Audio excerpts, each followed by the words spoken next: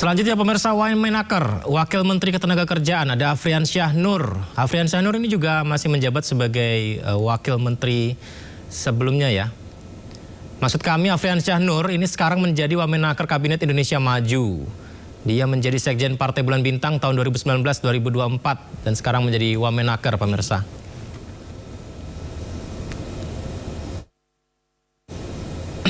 Wakil Menteri Kehutanan ada Rohmat Marzuki, jabatan sebelumnya Bendahara DPD Gerindra Jawa Tengah dan Ketua Fraksi Gerindra DPRD Jawa Tengah.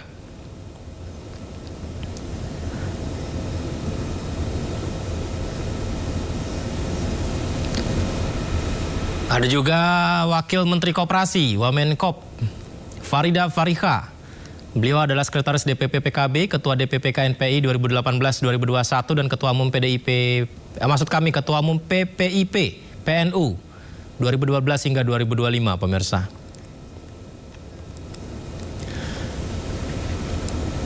Nah ini pemirsa yang kami maksud tadi sebelumnya, Angga Raka Prabowo yang hingga sekarang masih menjabat sebagai Wamenkomdigi 2024 hingga sekarang. Dan beliau menjadi Kepala Kantor Komunikasi Presiden. Angga Raka Prabowo juga sempat menjadi Komisaris Utama PT Telkom Indonesia 2025 hingga sekarang. Ya pemirsa, Nanik S. Deyang, Wakil Kepala Badan Gizi Nasional. Jabatan sebelumnya adalah Wakil 1 Badan Pengentasan Kemiskinan periode 2024-2025.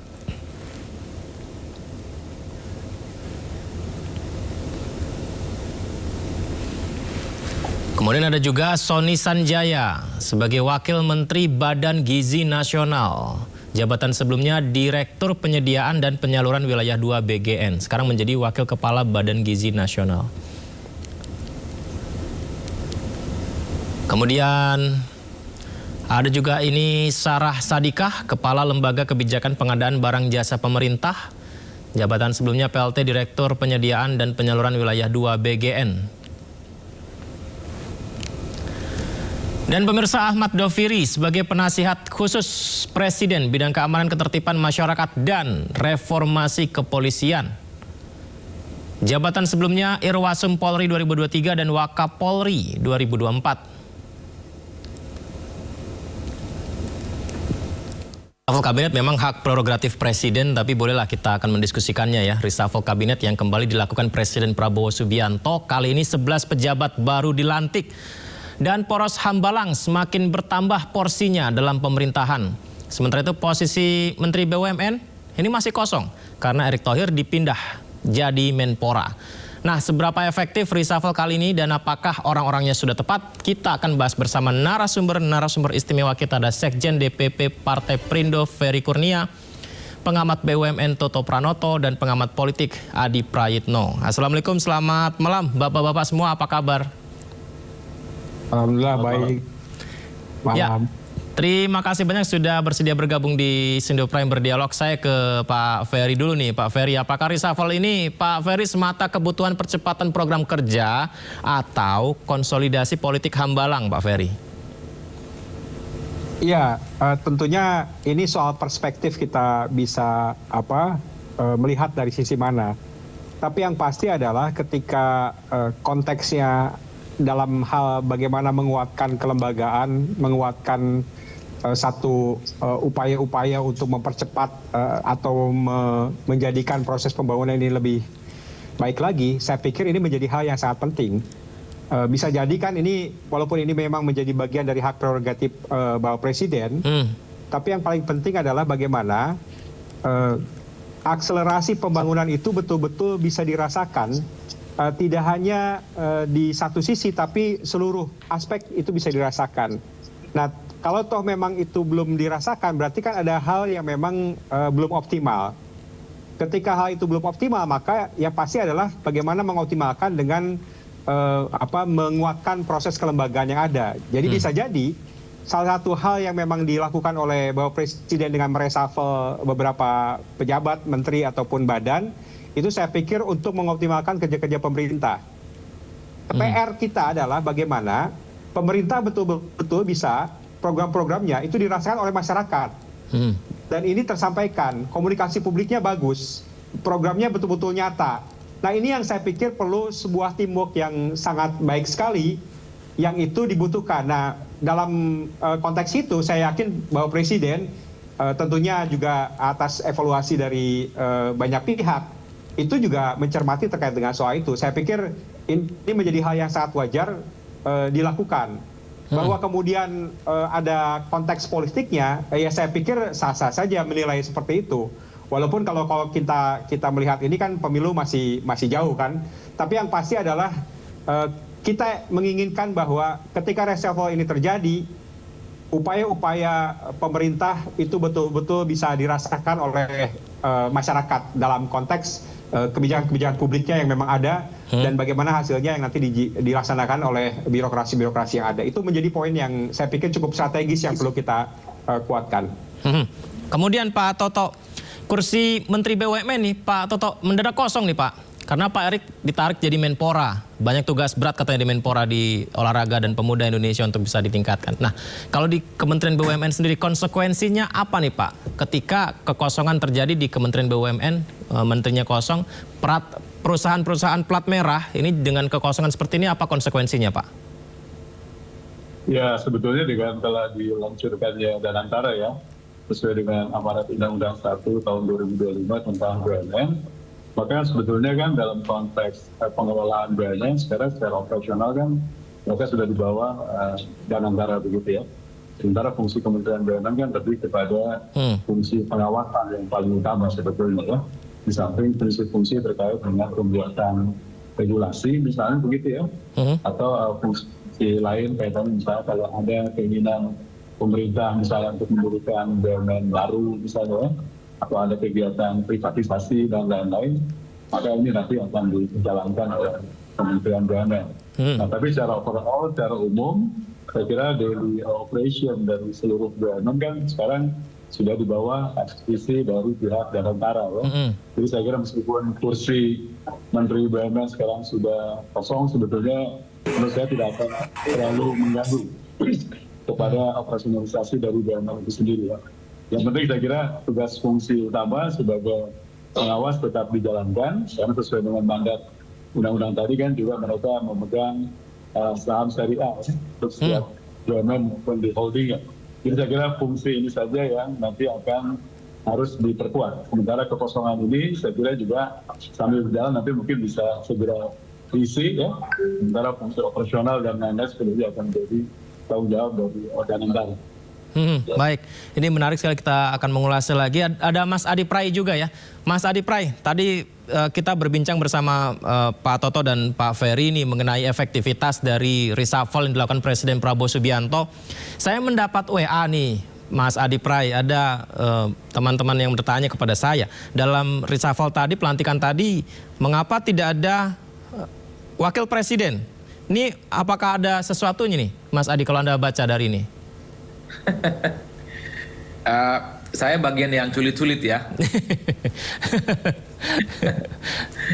Ya, yang menjadi tanda tanya publik memang salah satunya itu. Kenapa misalnya Wakil Presiden Republik kita, Pak Gibran Rakabuming Raka tidak hadir dalam pelantikan yang saya kira ini adalah salah satu momen spesial ketatanegaraan yang saya kira memang mesti dihadiri oleh eksponen-eksponen penting ya. Salah satunya adalah Wakil Presiden. Nah, per hari ini tentu karena kan kita sudah punya jubir baru, KSP baru, kepala kantor komunikasi kepresidenan baru. Semoga ada klarifikasi dan penjelasan kepada publik apa yang kemudian menyebabkan Pak Wakil Presiden Republik Indonesia itu tidak hadir dalam acara yang tadi kita saksikan sebagai momen pelantikan. Tentu ini untuk menepis spekulasi-spekulasi, ada dugaan-dugaan yang mengarah hal-hal yang kemudian ditafsirkan secara politik. Mungkin saya sebelum ke Mas Adi Pray lagi, saya ke berikutnya ke Pak Toto dulu nih. Pak Toto, ini yang juga menarik adalah tentang BUMN Pak. Nah, dengan kekosongan di BUMN nih Pak Toto, warisan apa di BUMN yang ditinggalkan Erick Thohir dan belum selesai dan harus segera diselesaikan Pak Toto? Ya, saya kira selama masa kerja Pak Erick yang hampir 4-5 tahun di Kementerian BUMN, saya kira yang paling menonjol adalah upaya-upaya bagaimana Kementerian BUMN di periode itu berusaha untuk meningkatkan performance atau kinerja ya, Paling nggak daya saing BUMN itu dibuat supaya tidak hanya bisa sekedar kuat di domestik, tapi juga bisa go to regional or to global market misalnya. Jadi saya kira upaya-upaya restrukturisasi yang sudah dijalankan, bagaimana kemudian dikelompokkan beberapa BUMN pada beberapa model holding company begitu ya. Ya sekarang pada puncaknya kemudian setelah terbentuk 13 holding, kemudian dibuatlah kemudian struktur Danantara yang kalau kita sebut mungkin dari bagian apa kita sebut sebagai super holding ya. Super holding. Ya. Nah, tujuannya ini adalah dalam rangka bagaimana supaya value creation atau penciptaan nilai ya, dari BUMN itu bisa lebih besar lagi dilaksanakan. Nah, saya kira pekerjaan-pekerjaan terkait dengan restructuring ini belum sepenuhnya selesai. Kita bisa lihat masih cukup banyak BUMN yang masih merugi, tapi saya kira jalan yang sudah ditempuh menuju kepada struktur BUMN yang lebih ramping ya, kepada model bisnis BUMN yang jauh lebih kompetitif, saya kira sudah mulai dicoba dilaksanakan pada era Pak Erick Thohir. Saya kira juga yang penting kedua adalah kaitannya dengan upaya-upaya untuk penegakan sisi tata kelola ya. Saya kira praktek good corporate governance sudah cukup lama disampaikan, tapi dalam prakteknya kan kita masih melihat cukup banyak pelanggaran-pelanggaran, kasus-kasus korupsi dan lain-lain juga dilakukan, masih ditemukan. Jadi saya kira kerjasama antar pihak ya, Kementerian BUMN dengan seluruh aparat penegak hukum juga saya kira harus lebih ditegakkan lagi ke depan. Jadi saya kira prinsipnya adalah semua hal yang dianggap sebagai pelanggaran memang harus di muka hukum diperlakukan sama. Tidak boleh ada tebang pilih dan lain-lain, sehingga kemudian seluruh BUMN, seluruh manajemen BUMN kita bisa bekerja dengan suatu prinsip kehati-hatian ya? Karena kemudian kalau nanti ada pelanggaran-pelanggaran tentu akan ada punishment di depannya. Saya kira dua masalah besar ini saya kira akan diteruskan oleh Danantara ke depan ya. Dan kita tunggu bagaimana nanti kemudian Danantara dengan tingkat kelincahan ya, atau agility yang lebih baik, karena dia bukan bagian dari birokrasi tapi sebagai bagian dari suatu bentuk korporasi begitu, dia bisa bekerja dengan lebih lincah, dengan lebih dinamis, sehingga hal-hal yang mungkin dulu terhambat karena birokrasi di masa era yang lalu mungkin bisa lebih cepat ditangani pada orang sekarang. Jadi kita tunggu kiprah Danantara supaya bisa lebih cepat dan memberikan perbaikan-perbaikan kinerja bagi BUMN Indonesia ke depan. Pak, ini menarik tadi yang ditanya wartawan ke Pak Erick Thohir mengenai jabatan kosong apa diambil alih Danantara, karena tadi Anda bilang juga sebagai super holding. Apakah Menteri BUMN ini dianggap tidak sepenting dulu Pak, karena sekarang ada Danantara, Pak Toto?